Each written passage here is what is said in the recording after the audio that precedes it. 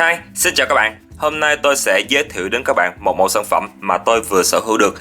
Và mẫu sản phẩm này thuộc về dòng Metal Robot The Robot Spirit. Và mẫu sản phẩm này chính là Musa Gundam. Hình thức đóng gói của nó là cạc tông bìa ngoài như thế này. Thì tức là nó là mẫu sản phẩm B Bandai Premium Bandai đó các bạn. Một hình thức limit.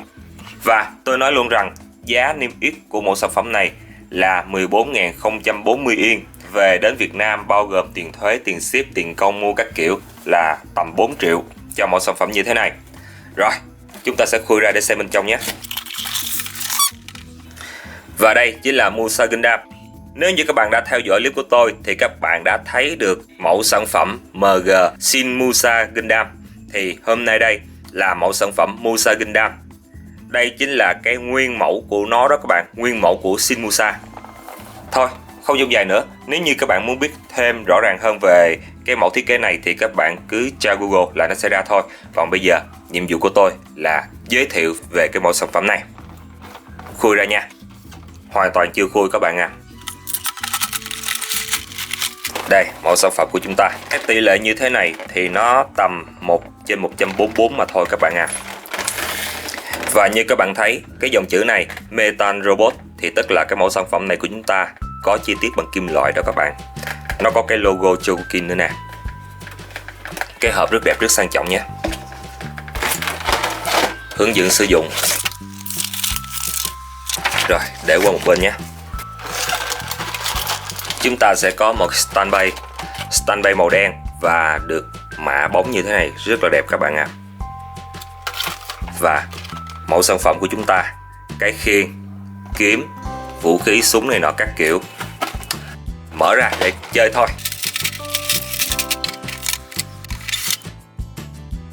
Wow, màu sắc khá là đẹp đó các bạn. Nhìn ở trên hình đó, tôi thấy người ta chụp, thấy cái màu đỏ của nó không được đẹp, hơi bị sợ. Nhưng khi cầm ở trên tay thì rất là ok các bạn à. Và nó sẽ có một cái lớp ni lông để hạn chế chóc chạy sơn trong quá trình vận chuyển nè. Chúng ta sẽ lấy ra.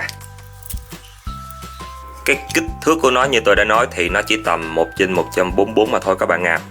Tức là nó sẽ nhỏ hơn MG, vì MG là 1/100. Sừng là nhựa cứng nha các bạn. Nó đã nhỏ rồi mà nó là nhựa cứng nữa. Nó không cho mình một cái sừng bằng nhựa dẻo để thay thế. Cho nên khi chơi cẩn thận một chút. Theo như đánh giá cảm nhận của tôi sơ bộ thì màu sắc rất là đẹp. Cái màu vàng gold nè, nó không phải là vàng gold sáng mà nó dạng như là nó chuyển về cái màu đồng đó các bạn. Thì cái dạng màu đồng như thế này thì nó sẽ rất là phù hợp với một cái thiết kế cổ của cái mẫu Musa Gundam này. Một dạng samurai mà. Còn giáp thì được sơn rất là đẹp. Chẳng hạn như cái miếng giáp vai nè là màu đỏ và nó sẽ có những cái sọc như thế này. Nó lại là cái màu nâu đậm hơn. Nhìn thì nó sẽ không có gì khác biệt hẳn, nhưng khi sơn ở hai cái tông màu như thế này sẽ tạo thêm cái chi tiết rất là nhiều các bạn ạ. Và tương tự đó thì cái phần giáp hông của nó, phần trước đây nó cũng sẽ có những đường sọc được sơn cái màu đồng xuống, dạng màu nâu đồng á. Nó rất là chi tiết rất là đẹp các bạn ạ. Và cả cái bắp chân của nó cũng vậy, ok lắm. Và cái phần mặt của nó tuy là nhỏ nhưng mà sơn rất nét nhé, không có lem luốc nhé. Và có chi tiết kim loại cho nên cầm trên tay nó khá là nặng các bạn ạ. Cái con này nhỏ nhưng mà nó khá nặng so với cái kích thước của nó. Kim loại mà tôi có thể cảm nhận và chắc chắn được rằng đó chính là cái phần bàn chân của nó nè. Nó nặng thiên về cái phần chân. Và tôi nghĩ những cái chi tiết dễ gãy như là khớp háng của nó bên trong này đây là bằng kim loại. Và cái khớp khuỷu tay của nó bằng kim loại. Và cả cái khớp vai nữa các bạn ạ. Những chi tiết dễ gãy nó sẽ được làm bằng kim loại hết. Nó đã được sơn hết rồi cho nên cầm cũng khó mà phân biệt được. Chúng ta phải sờ thôi. Sờ để cảm nhận được cái độ lạnh của nó thì chúng ta mới biết được. Và có vẻ như cái phần bắp chân này cũng bằng kim loại. Để tôi xem các bạn hướng dẫn xem sao. Nó có chỉ ra những chi tiết bằng kim loại hay không. Ồ, nó không có chỉ các bạn ạ.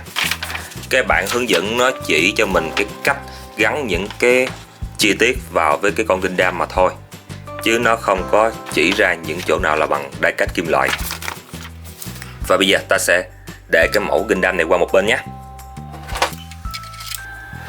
Và tiếp đến là vũ khí của nó. Nó sẽ có một cái cán như thế này nè các bạn. Bình thường nó là thẳng, nhưng ở trong anime hay trong truyện á, nó sẽ vẽ cong để tạo cái tư thế là như là nó đang chém xuống, nó tác động một cái lực vào đó các bạn. Thì đây chỉ là một cái thể hiện hoạt hình mà thôi. Còn thực sự cái cán của nó phải là thẳng như thế này. Và chúng ta có thể sẽ tháo cái đầu ra để mà thay được các bạn ạ. Đây, tháo cái đầu ra và chúng ta gắn vào đây để thể hiện nó cầm hai tay nó chém xuống và cái cây này nó bị cong, thể hiện cái lực chém của nó mà thôi. Và chúng ta để lại. Và vũ khí này là cây giáo, để qua một bên nhé. Tiếp đến là cây kiếm của nó đi, thanh katana. Vì tính an toàn trong đồ chơi cho nên tất cả những vũ khí này chỉ là bằng nhựa thôi nhé các bạn. Chúng ta phải cẩn thận, nó rất là dễ gãy. Và cái kiếm này nó được sơn các bạn ạ. Khi mà chúng ta tra vào cái bao kiếm như thế này thì hãy cẩn thận, nó sẽ rất dễ bị chóc chày sơn đó. Tiếp đến là cái khiên của chúng ta. Chúng ta có thể mở ra như thế này.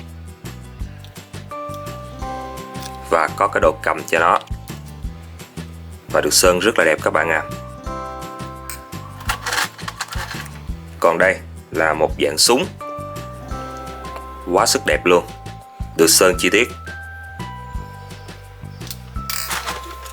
Và như các bạn thấy thì chúng ta sẽ có những cái bàn tay thay thế cho nó. Bàn tay xòe, bàn tay cầm kiếm, bàn tay cầm vũ khí các kiểu. Còn đây là những cái chi tiết dùng để gắn cái vũ khí vào cái bắt đằng sau lưng của nó. Còn đây là cái bay để chúng ta kết nối lại. Để tôi ráp lại nhé. Lộn rồi, phải như thế mới đúng. Và gắn vào. Cái bay này là để chúng ta máng vũ khí vào đó các bạn. Chúng ta sẽ để cái súng vào đây. Đấy. Và chúng ta sẽ để thanh katana vào đây. Rất là ok. Rồi, để qua một bên nhé. Và đây cũng là một cái bay. Cái bay này chúng ta sẽ để cái thanh này vào đây. Còn gì nữa không? Hết rồi. Những cái bàn tay thay thế và những cái chi tiết để gắn vào cái bắt sau lưng của nó mà thôi. Và đây, cái standby cho Musa Gundam chúng ta đứng lên. Rất là đẹp.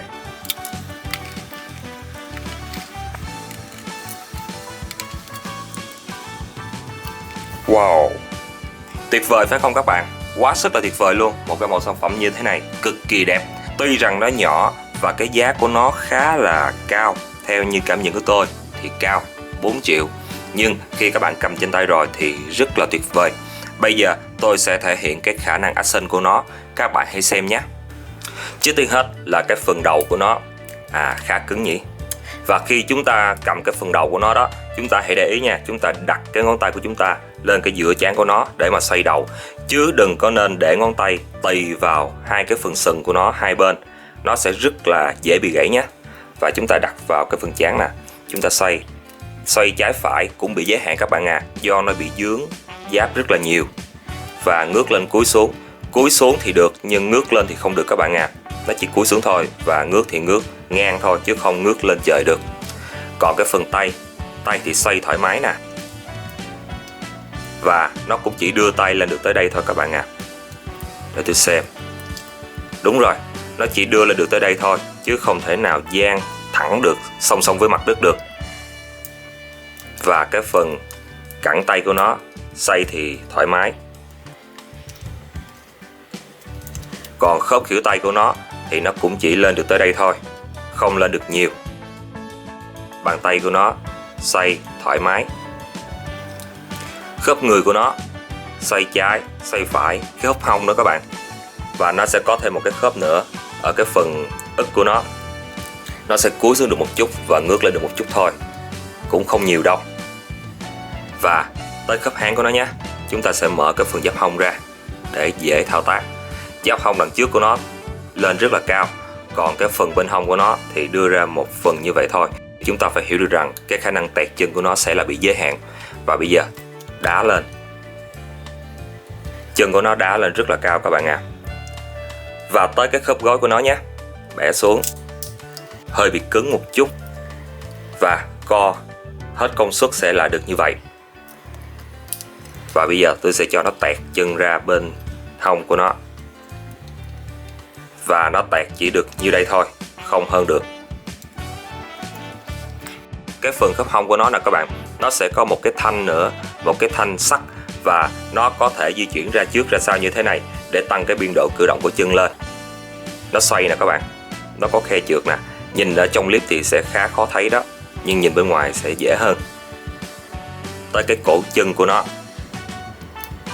bẻ được như đây và co lên được như đây, rớt ra nè các bạn. Khá dễ bị rớt nhé, vì cái phần giáp cổ chân này nó được kết nối bởi một cái khớp cầu, cho nên chúng ta làm mạnh quá nó sẽ bị bung ra. Nhưng thà là nó bung ra đi các bạn, chứ đừng có làm cứng quá để rồi dễ bị gãy. Và bàn chân của nó sẽ là hai chi tiết rời, có thể co lại như thế. Và như các bạn biết thì cái mẫu Musha Gundam có thể mang vác vũ khí bên người của nó như là một chiến binh samurai thực thụ. Bây giờ tôi sẽ tích hợp những cái món vũ khí của nó lên trên người của nó nhé. Trước tiên hết, ta muốn gắn cái cây kiếm katana này vào người của nó thì ta phải cần một chi tiết nhựa như thế này. Và ta sẽ gắn vào. Nó sẽ có một cái khứt nhỏ nè, các bạn thấy không? Và trên đây nó cũng sẽ có một cái chốt nhỏ nhô ra để chúng ta để vào cho nó khớp đó các bạn. Rồi, trượt đúng như thế này là ok rồi đó các bạn. Và bây giờ chúng ta sẽ gắn vào cái phần giáp hông của nó. Đây, giáp hông của nó sẽ có cái lỗ như thế này. Và chúng ta sẽ có cái chốt, chúng ta gắn vào. Rồi, như thế là xong rồi, khá là đơn giản. Tiếp đến là cái phần bắt sau lưng của nó. Ở chi tiết này ta sẽ tháo nó ra nè các bạn. Ta có thể tháo nó ra được. Hơi bị khó tháo vì nó nhỏ quá. Đây, tháo nó ra như thế này. Và nó sẽ có một cái lỗ. Ta sẽ gắn cái chốt này vào cái lỗ. Như thế là xong. Và bây giờ ta sẽ máng cái cây thương này vào. Rồi, ok. Tiếp đến là ta sẽ tháo cái phần bên đây ra, tương tự như bên kia thôi. Nhỏ quá, khó tháo quá. Rồi, tháo ra. Và ta sẽ gắn cái phần này vào. Và bây giờ ta sẽ máng cây súng vào. Đây, cây súng của nó đây. Và nó sẽ có một cái lỗ như thế này nè. Ta sẽ gắn vào cái chốt này. Và tiếp đến là chúng ta sẽ gắn cái chi tiết này vào đây nè các bạn, gắn vào đây. Và chúng ta sẽ để cái khiên này. Cái khiên này sẽ xếp gọn lại. Và chúng ta sẽ tháo cái này ra nè các bạn. Cái tay cầm của nó nè, chúng ta phải tháo ra như thế này thì chúng ta mới gắn lên người nó được. Đây, kẹp vào. Rồi, như thế là xong rồi đó các bạn. Mẫu Musha Gundam của chúng ta đã được trang bị tận răng rồi. Vũ khí, kiếm, khiên, giáp, súng này nọ đã có rồi. Nó được thể hiện rất là đẹp các bạn ạ. Không thể chê vào đâu được. Mặc dù là nhỏ, chỉ là tỷ lệ 1/144 thôi, nhưng đối với tôi, cái kích thước nó không quan trọng. Quan trọng nhất vẫn là cái chi tiết nó thể hiện trên cái mẫu sản phẩm. Và tôi cực kỳ hài lòng với cái mẫu sản phẩm như thế này. Và bây giờ tôi sẽ tạo một vài tư thế action cho mẫu sản phẩm này. Các bạn hãy xem cùng tôi nhé.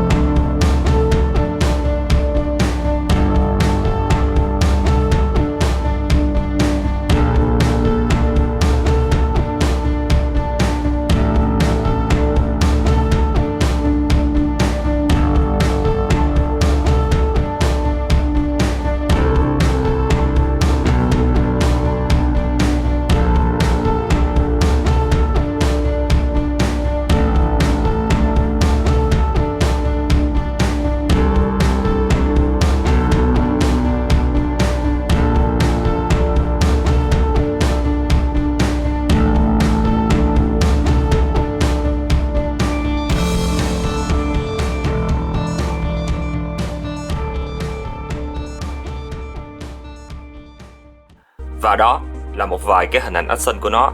Mặc dù rằng cái thiết kế này của nó bị vướng giáp rất là nhiều, nhưng cái khả năng action của nó các bạn thấy rằng vẫn rất là ok phải không? Không cần bàn cãi nữa, hình ảnh nó đã cho các bạn thấy rõ rồi. bây giờ là nhận xét cá nhân của tôi về mẫu sản phẩm này nhé.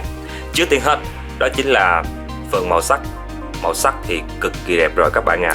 Mới đầu nhìn ở những cái hình người ta chụp thì tôi sợ rằng cái màu đỏ nó không đẹp. Tuy nhiên khi cầm ở trên tay thì không có gì để mà chê cả, màu đỏ rất là đẹp. Và bên cạnh đó nó có những cái viền màu sậm, màu nâu sậm như thế này. Nó nhấn nhá lên trên những cái mảnh giáp màu đỏ nữa, nhìn nó cực kỳ là chi tiết các bạn à. Và bên cạnh đó là những cái tông màu đen đỏ đi với cái màu vàng gold, mà vàng gold sậm đó các bạn. Nó tương tự như là màu đồng, nhìn nó rất là hợp và nó mang một cái hơi hướng rất là cổ các bạn à, rất phù hợp với cái style samurai. Phối màu rất là ok rồi, không còn gì để mà bàn cãi cả, không còn gì để mà chê trách cả. Tuy nhiên có một chỗ màu tôi thấy rằng nó hơi bị không xấu, chỉ là nó hơi bị dơ thôi các bạn à. Ví dụ như màu trắng ở cái đùi này, các bạn thấy chỉ sau một vài tư thế tôi bâu thế cho nó thôi là nó đã bị ám cái màu đỏ rồi. Màu đỏ từ cái phần giáp hông đó các bạn, nó ám lên cái phần màu trắng như thế này, nó rất là dễ dơ.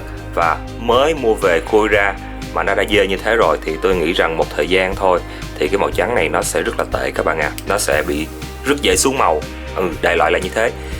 Và bên cạnh đó thì mẫu sản phẩm này nó là Metal Robot, dòng Metal Robot mà, cho nên nó có một vài chi tiết kim loại và đa phần là những cái chỗ dễ gãy, những cái khớp dễ gãy của nó sẽ bằng kim loại, cho nên thấy nó nhỏ mỏng manh như thế nhưng rất là ok các bạn ạ. Không có gì để mà đáng lo lắng về cái vấn đề độ bền của mẫu sản phẩm này. Và bên cạnh đó nó vẫn có một số chi tiết kim loại nữa, như tập trung vào phần chân là chủ yếu, giúp cho cái mẫu sản phẩm nó sẽ đứng vững hơn, chúng ta sẽ tạo tư thế nó dễ dàng hơn. Nói về bô thế này nọ nha. Bô thế thì tôi thấy mặc dù dướng giáp nhưng nó vẫn có cái biên độ cử động rất là tốt. Nhưng ở cái phần cổ chân của nó, cái phần giáp cổ chân này nè các bạn, hai cái miếng vàng này nè, rất dễ bị bung rớt ra ngoài nếu như chúng ta co bẻ cái phần cổ chân quá nhiều và quá mạnh, nó sẽ dễ bị rớt ra ngoài. Chúng ta phải lưu ý tạo tư thế nhẹ nhàng ở hai cái chỗ cổ chân nó để cái miếng giáp không có bị rớt ra nhé các bạn. Rồi còn gì nữa? Còn một khuyết điểm nữa. Khuyết điểm đó là cái mẫu sản phẩm này nó quá mắc các bạn à. Trên dưới 4 triệu đồng đó, 4 triệu, 4 triệu 1, 4 triệu 2 gì đó tùy các bạn. Với một cái mẫu sản phẩm nhỏ xíu như thế này mà giá 4 triệu thì hơi bị chua đó các bạn.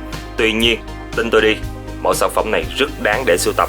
Và tôi nghe nói rằng cái mẫu sản phẩm này giá nó đang bị lên đó các bạn à. Và cũng phải thôi, một mẫu sản phẩm đẹp như thế này thì giá cả của nó chắc chắn là sẽ lên rồi các bạn à.